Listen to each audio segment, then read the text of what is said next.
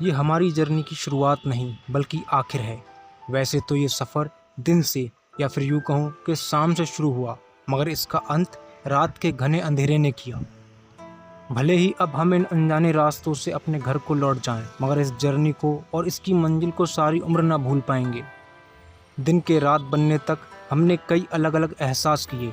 इस सफ़र में हमने बस, मेट्रो और दूसरी कई चीज़ों का सहारा लिया है। दिल्ली की ज़मीन पर भले ही इसे इंडिया गेट या लाल किले जितनी अहमियत न मिली हो, मगर ये भी दिल्ली के इतिहास का एक नायाब नगीना है। रात के घनघोर अंधेरे में अंदाज़ा लगाना थोड़ा मुश्किल हो कि हम कहाँ आए हैं, या फिर ये ऐसी कौन सी ऐतिहासिक चीज़ है जिसका कंपैरिजन या फिर बराबरी इंडिया गेट और लाल किले से की जा रही है। तो इसको करीब से और बारीकी से जानने के लिए चलिए शुरू करते हैं और लौट चलते हैं दिन की तरफ, जहाँ से इस सब की शुरुआत हुई है।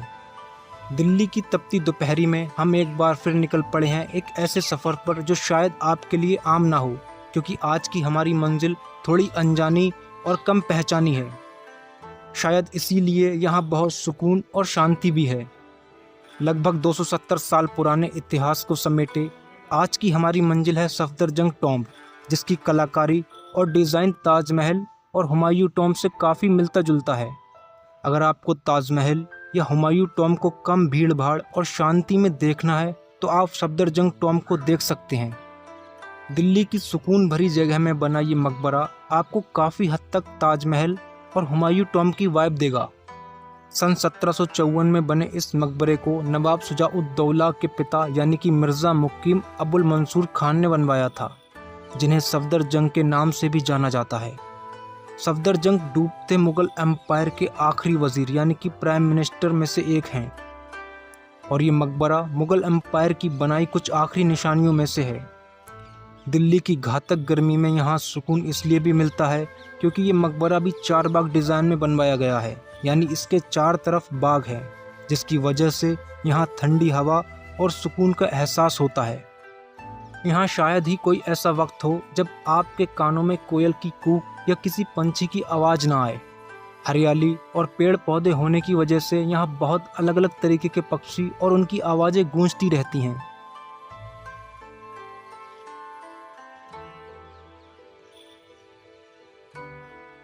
कई बार लोग यहाँ अपनी ज़िंदगी के सबसे यादगार लम्हों का मज़ा लेने आते हैं।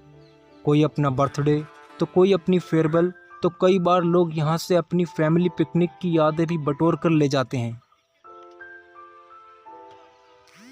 बेध्यानी और लापरवाही की वजह से यहाँ बहुत सी कमियां भी हैं, जैसे यहाँ के फाउंटेन यानी कि पानी के फव्वारे एक लंबे अरसे से ख़राब और बंद पड़े हैं।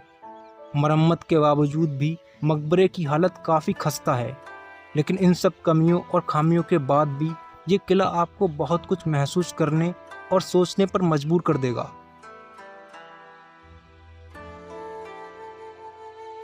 मुझे लगता है बहुत से लोग तो यहाँ सिर्फ दिल्ली की भीड़ भाड़ वाली ज़िंदगी को छोड़कर अकेलेपन और सुकून की तलाश में आते हैं। कपल और फैमिलीज़ अपना क्वालिटी टाइम स्पेंड करने और अपने साथ अपने परिवार और अपनों की यादें बनाने के लिए आते हैं। कई बार आपको ऐसा लगेगा कि ये तो अभी देखा था, लेकिन ये सच नहीं, क्योंकि टॉम्ब हर तरफ से लगभग एक जैसा है। अगर थोड़ा ध्यान से देखेंगे तो आपको भी फ़र्क दिखेगा। देखने से चाहे जितने ही एहसास हों, लेकिन जो यहाँ मौजूद होकर महसूस किया जा सके वो एक अलग ही एहसास है। एक पुराने ज़माने के साथ एक अपनेपन और अपने आप को अंदर से इस शांति भरी जगह में जानने और पहचानने का एहसास। समय में लगभग 200-300 साल पीछे मुड़कर देखना, राजा महाराजाओं की ज़िंदगी को इमेजिन करना एक अलग ही फीलिंग है। अगर मौका मिले तो एक बार यहाँ कैमरे के इस पार से इस जगह को ज़रूर महसूस करना। यहाँ आने के बाद लोग अपनी चिंताओं को भुलाकर इतिहास में कहीं खो जाते हैं। ये आम से दिखने वाले लाल सफ़ेद पत्थर और रेते से बने फर्श और दीवारें अपने आप अनोखी लगने लगती हैं जब हम ये जानते हों कि ये पत्थर और ये कारीगरी लगभग 300 साल पुरानी है। ये वही जगह है जहाँ कभी राजा रानी रहा करते थे। ये वही छत है जहाँ से कभी राजा रानी दूर तक देखते होंगे।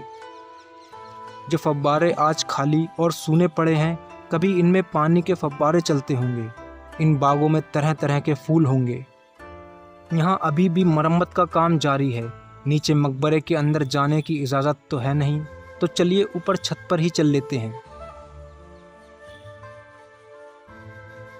अनगिनत दरवाज़ों में से किसी एक में जब हमने सीढ़ियाँ देखी तो हम चुपचाप बिना किसी शोर के हल्के पैरों से ऊपर छत की तरफ बढ़ चले।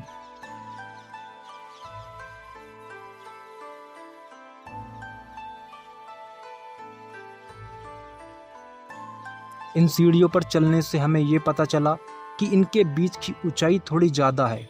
हम एक बार तो गिरते गिरते बचे। दूर से देखने पर जो सपना लग रहा था, अब उसे नज़दीक से देखने का वक्त आ गया है। मकबरे की छत पर आने के बाद हमें एक बात का और एहसास हुआ कि जल्द ही सूरज भी मुगलिया सल्तनत की तरह डूब जाएगा। इससे पहले कि सूरज डूबे और अंधेरा छाने लगे, हमें यहाँ की खूबसूरती को अपने कैमरे में कैद करना होगा। यहाँ के नज़ारों को कैमरे में कैद करते हुए मुझे बहुत सी अलग अलग कहानियाँ मेरे आसपास देखने को मिली। कुछ दूरी पर एक लड़का लड़की इस बात पर बहस कर रहे थे कि कौन ज़्यादा गलत है। लड़की का मानना था कि किसी दूसरी लड़की को देखकर हंसना और उससे बात करना उनके रिश्ते के लिए ठीक नहीं। तो वहीं दूसरी तरफ लड़का इस बात पर बहस कर रहा था कि लड़की भी तो अपने लड़के दोस्तों के साथ ट्रिप पर जाती है, उनसे हाथ और गले मिलती है। क्या ये गलत नहीं? कौन ज़्यादा गलत है, लड़का या लड़की? इस बात पर ध्यान देने से ज़्यादा बेहतर मैंने ये समझा कि अपना कैमरा देखकर इस बात का फैसला किया जाए कि कौन सा नज़ारा कैद करना ज़्यादा सही है, दरवाजे का या मकबरे की छत पर बनी कब्र का।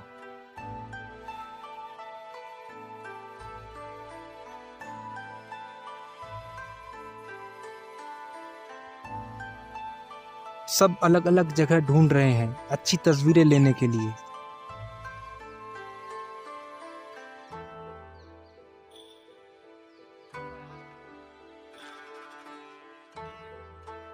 कोई मकबरे के सामने खड़े होकर तो कोई बैठकर। हर इंसान अपने तरीके से इस लम्हे को कैद करने की कोशिश में लगा है।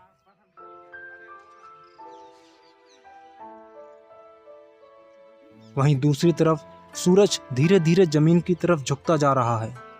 भले ही कुछ देर बाद शाम के 7 बज जाएं और हम सबके जाने का वक्त हो जाए, मगर अभी भी बहुत से लोग आ रहे हैं। शायद यहाँ बहुत लोग सिर्फ सनसेट और रात में लाइटों के बीच चमकते इस सफदरजंग टॉम को देखने आते हैं। ऐसा माना जाता है कि ये मकबरा सूरज डूबने से लेकर रात होने तक अपनी खूबसूरती हर पल बढ़ाता जाता है। इसीलिए जैसे जैसे रोशनी जा रही है, वैसे वैसे लोग भी बढ़ते जा रहे हैं।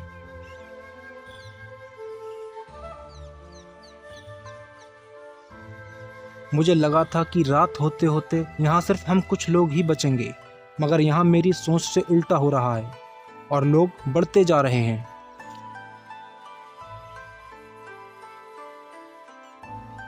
कुछ लोग यहाँ शाम की एक्सरसाइज यानी कसरत करने भी आते हैं। कोई योगा तो कोई बैडमिंटन खेल रहा है। यहाँ की मौज मस्ती और खेलों के बीच एक और कहानी पर मेरी नज़र पड़ी। यहाँ भी एक लड़का और लड़की किसी तीसरे लड़के सैम के बारे में बात कर रहे हैं। लड़का जानना चाहता है कि लड़की के लिए ज़रूरी कौन है, सैम या वो, लेकिन लड़की दोनों को बराबर बता रही है। लड़की की नज़र में सैम और वो लड़का दोनों उसके अच्छे दोस्त हैं, लेकिन लड़के का मानना है कि लड़की सैम को दोस्त से कुछ ज़्यादा ही मानती है और उसको सिर्फ दोस्त। इस बहसबाजी में मेरे खुद का दिमाग भी चकरा गया और फैसला करना मुश्किल लगने लगा कि आखिर किसकी बात सही है। एक बार फिर मैंने इस कहानी को पीछे छोड़ा और अपने कैमरे पर फोकस किया, क्योंकि मेरा ध्यान गार्ड की सीटी से टूटा, वरना मैं तो इस कहानी के अंजाम तक पहुंचने का इंतज़ार करने लगा था कि कौन सही है, लड़का या लड़की। गार्ड की सीटी का यहाँ मतलब है कि चलो अब बहुत हुआ, अब अपने अपने घर जाओ। मगर मैं अभी भी हर लम्हे को कैद करता हुआ यहाँ की रात और चमकते इस मकबरे को कैद करने की कोशिश में हूँ। कोयल की कूक और तेज हो गई है, पंछी अब और ज़्यादा खुश हो रहे हैं, शायद इसीलिए कि अब हम सब यहाँ से जाने वाले हैं और अब उनके सुकून की बारी है। वो भी लगता है गार्ड की सीटी को अच्छी तरह समझते हैं।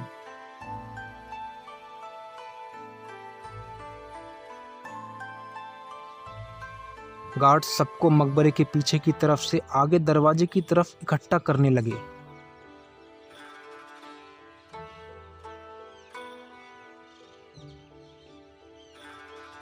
सब धीरे धीरे बाहर दरवाजे की तरफ बढ़ने लगे, लेकिन अभी भी कुछ लोग 20 रुपए खर्च करके टिकट लिए अंदर चले आ रहे हैं। शायद ये लोग सिर्फ लाइट में चमकते मकबरे को देखने आ रहे हैं।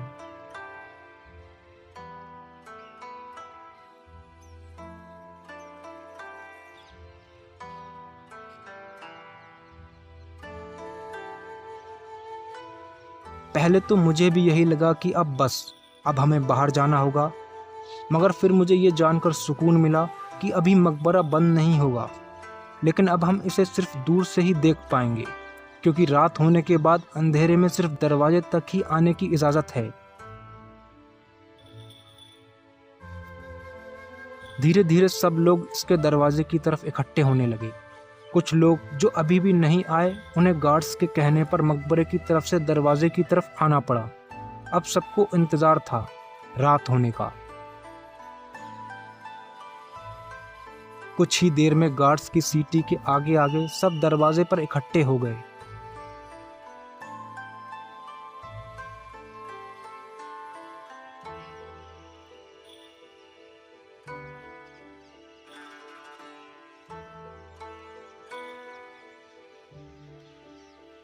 मकबरे के आगे का रास्ता बंद किया जाने लगा और स्टील के पोल्स पर लाल पट्टी को लगाकर बैरिकेड से रास्ता ब्लॉक कर दिया गया।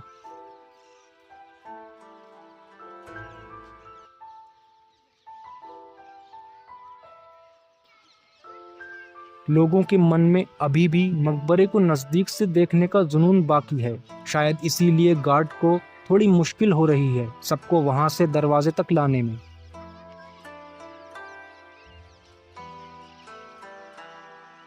मगर जैसे तैसे करके गार्ड्स कामयाब हुए और सभी दरवाजे की तरफ पहुंच गए। अब इंतजार है पूरी तरह अंधेरा होने का और मकबरे की लाइटें जलने का। अब हम सबसे सब्र नहीं हो रहा है। बेसब्री का एक अजीब मंजर सबके चेहरे पर नजर आ रहा है। लेकिन वो पल भी आ गया जब मकबरा लाइटों के बीच चमचमा उठा। सबके चेहरे फिर से खिल गए और लोगों ने अपने मोबाइल एक बार फिर जेब से निकाल लिए। मैं भी मकबरे की खूबसूरती को कैमरे में कैद करने लगा। हर तरफ लोग एक दूसरे की तस्वीरें लेने और उन्हें अलग अलग पोज बताने में लगे हैं। तस्वीर लेते ही लोग अपनी तस्वीर को देखकर कहते, ये अच्छी नहीं आई है, थोड़ा अंधेरा है, एक और लो। चमकते मकबरे को कैद किया जाना शुरू ही किया कि गार्ड की सीटी एक बार फिर बज गई और हमें ये बताया जाने लगा कि अब मकबरा बंद होने का टाइम हो गया। सब लोग धीरे धीरे इसके मेन गेट से बाहर की तरफ बढ़ने लगे, लेकिन कुछ लोग अभी भी इसको आखिरी वक्त तक रुककर अपनी आंखों और कैमरे में कैद करके अपने साथ घर ले जाने की पूरी कोशिश कर रहे हैं। कई बार कुछ जगह और लोगों को अलविदा कहना थोड़ा मुश्किल होता है। हमारा ये गुड बाय भी कुछ ऐसा ही मुश्किल लग रहा है। यहाँ और रुकने का मन है, लेकिन अब इसके बंद होने का वक्त हो चला है। हमें वापस अपने घर की तरफ रवाना होना पड़ेगा। शायद ये इंसान की फितरत है, जाती हुई चीज़ को कुछ देर और रोकने की ज़बरदस्ती कोशिश करना। जितनी मेहनत हमने 2 घंटे में नहीं की, उतनी मेहनत हम इन आखिरी 2 मिनट में करने की कोशिश कर रहे हैं और सब कुछ अपने कैमरे में कैद करके ले जाना चाहते हैं। लेकिन अब हमें दरवाजे से बाहर निकलना पड़ा और अब ये वही वक्त है जब हमें एक बार फिर अपने कदम वापस उसी रास्ते पर ले जाने होंगे। आखिरी बार एक नज़र मुड़कर देखा और फिर चल पड़े मेट्रो स्टेशन की तरफ।